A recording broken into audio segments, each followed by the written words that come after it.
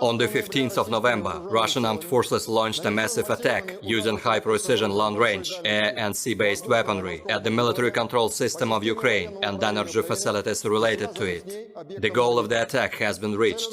All the launched missiles have accurately striken the assigned targets. All the facilities have been neutralized.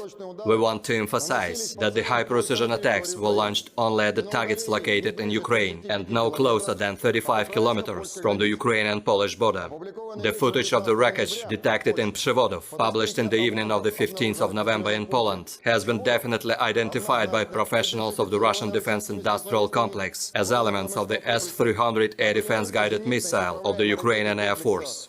The statements of various Ukrainian sources and foreign officials on the fall of alleged Russian rockets in Przevodov are a deliberate provocation aimed at escalating the situation.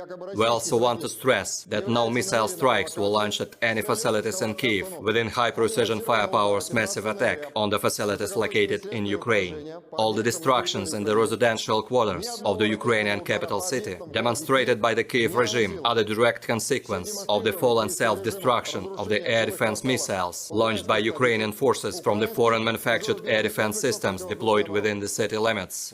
The armed forces of the Russian Federation continues a special military operation.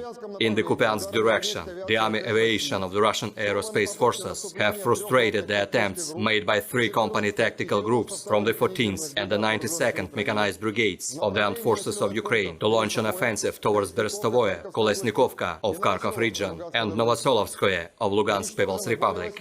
Over 80 Ukrainian personnel, 6 tanks, 8 armored fighting vehicles, 2 armored motor vehicles and 3 self-propelled artillery systems have been eliminated.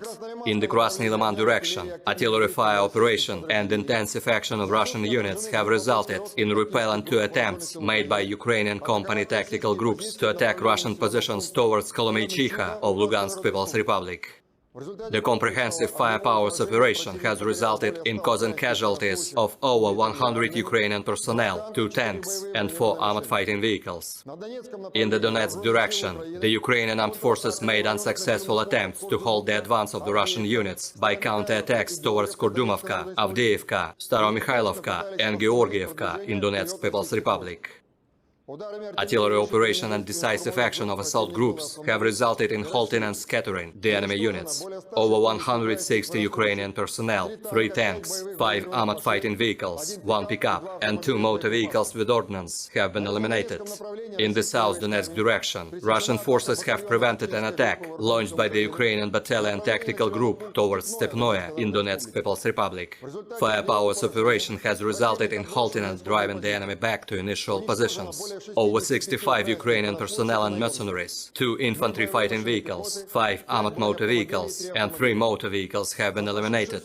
Operational tactical and army aviation, missile troops and artillery have neutralized 7 Ukrainian command posts near Krakhmalnoye, Berestovoye of Kharkov region, Stelmakhovka of Lugansk People's Republic, Sadovoye, Taginka, Zmiivka of Kherson region, Kirovo of Donetsk People's Republic, as well as 94 artillery units at their firing positions, manpower and military equipment in 185 areas. 1 US-manufactured AN-TPQ-50 counter-battery warfare radar has been destroyed near Novoyegurovka of Lugansk People's Republic. 1 Ukrainian ordnance depot has been destroyed near Orekhov in Zaporozhye region. Within the counter-battery warfare, 2 batteries of the US-manufactured M777 artillery systems have been neutralized near Kolesnikovka in Kharkov region. Moreover, 1 Ukrainian Akatsiya self-propelled artillery system has been destroyed near Milavoye in Kherson region, as well as 1 Ukrainian fighting vehicle for Grad MLRS has been destroyed near Artyomovka in Lugansk People's Republic. Operational tactical aviation of the Russian aerospace forces has shot down 1 Mi-8 helicopter of Ukrainian Air Force near Novosolovka in Zaporozhye region. Air defense facilities have destroyed 3 unmanned aerial vehicles near Raiskoye in Kherson region, Petrovskoye in Donetsk People's Republic and Krasnorechenskoye in Lugansk People's Republic. Moreover, 11 projectiles launched by HIMARS and Uragan MLRS have been intercepted near Kalanchak and Novonikolaevka in Kherson region. In total, 333 airplanes and 177 helicopters, 2,514 unmanned aerial vehicles, 388 air defense missile systems, 6,644 tanks and other armored fighting vehicles, 892 fighting vehicles equipped with MRLS, 3,587 field artillery cannons and motors, as well as 7,240 units of special military equipment have been destroyed during the special military operation.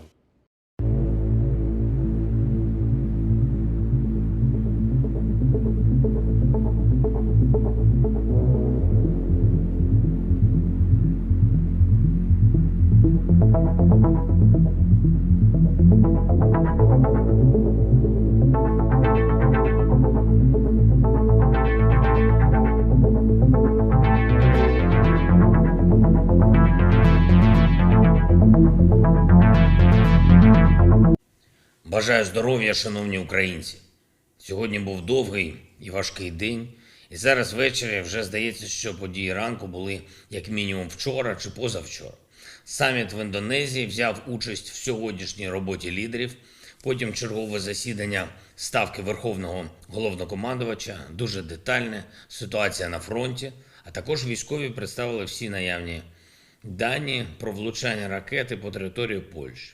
Усі, хто відповідає за ліквідацію наслідків російських ракетних ударів по Україні, доповіли щодо відновлювальних робіт. Відновлення не зупиняється ані на хвилину. У 18 областях і у Києві продовжуються аварійні та стабілізаційні відключення. Це мільйони споживачів. Робимо все, щоб повернути електрику і генерацію і постачання. Відбулась чергова зустріч оборонного Рамштайну. Ключове питання – посилення нашої протиповітряної і протиракетної оборони. Провів переговори з віце-президенткою Світового банку, яка опікується саме нашим регіоном. Обговорили проекти по відновленню нашої інфраструктури та соціальних об'єктів, роботу фонду відбудови нашої держави. Загальний обсяг проєктів, про які йшлося сьогодні, мільярди доларів, це те, що треба відбудовувати вже зараз, щоб гарантувати нормальне життя людей. Були доповіді щодо звільнення території Херсонщини. Робимо все, щоб якнайшвидше дати людям електрику, воду, зв'язок, фінансові та соціальні послуги, нормальну медицину. В Херсоні нарешті знову відкриваються аптеки. Запрацювала пошта, банки, люди отримують доступ до інтернету. Є вже 30 пунктів роздачі гуманітарної допомоги. Більш ніж 20 деокупованим населеним пунктам Херсонщини повернули електрику. Миколаївщина – те саме. Повертаємо усе, що необхідно для нормального життя. Працюємо, щоб відновити водопостачання Миколаєву. В Снігурівці розпочата виплата пенсій. І я дякую всім, хто забезпечує відновлення, а особливо нашим саперам і рятувальникам. Завдяки їхній роботі можуть працювати безпечно всі інші. Ще раз повторюю, усім на деокупованій території, будь ласка, будьте дуже обережні. Росія хоче вбивати навіть після втечі з нашої землі, тому потрібно бути дуже уважним. Якщо ви побачите будь-який підозрілий предмет, повідомляйте рятувальникам і поліції. Якщо якусь будівлю ще не перевірили сапери, будь ласка, не заходьте туди самостійно. Якщо якусь дорогу ще не перевірили, будь ласка, оминайте її. Доповіді і повідомлення з Донеччини. Без змін, жорсткі бої продовжуються у тих же пунктах, що і раніше. Тримаємо позиції попри десятки атак. Звичайно, було багато міжнародної комунікації. Не про все зараз можна говорити. Захищаємо інтереси України, як завжди. Сьогодні професійний день тисяч наших людей, які виконують одну з найважливіших робіт. І це не тільки робота з інформування людей. День працівників радіо, телебачення і зв'язку. Це про тих, хто зміцнює демократію завжди, хто інтегрує суспільство інформаційно, емоційно та політично, хто об'єднує наші інтереси, наш біль, наші радощі, наші надії та прагнення, наші проблеми. Чим сильніше саме ця сфера в країні, тим сильніше там і демократія. Я щиро вітаю усіх, хто працює в цій сфері, кожного і кожну. Тих, хто робить телемарафон, і тих, хто працює на інших інформаційних майданчиках, і ведучих, і репортерів, і яких ми бачимо і чуємо, і студійних працівників, продюсерів, працівників редакцій, яких суспільство зазвичай не бачить і не чує, але без яких цієї галузі просто не було б.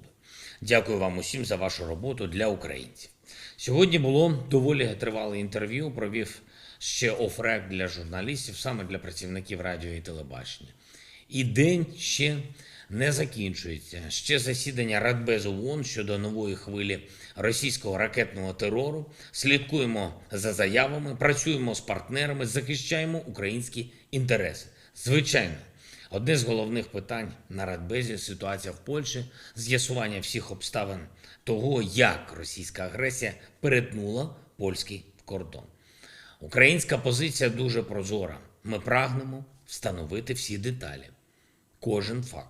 Саме тому ми потребуємо, щоб наші фахівці долучилися до роботи міжнародного слідства і щоб ми отримали доступ до усіх наявних у партнерів даних і до місця вибуху. Наша вся інформація в повному доступі. Ми даємо її партнерам ще починаючи з ночі, з тих перших годин, коли світ почав з'ясовувати, що сталося. Ще вночі говорив з президентом Дудою, висловив йому свої співчуття. Російська агресія забрала життя 2 громадян Польщі.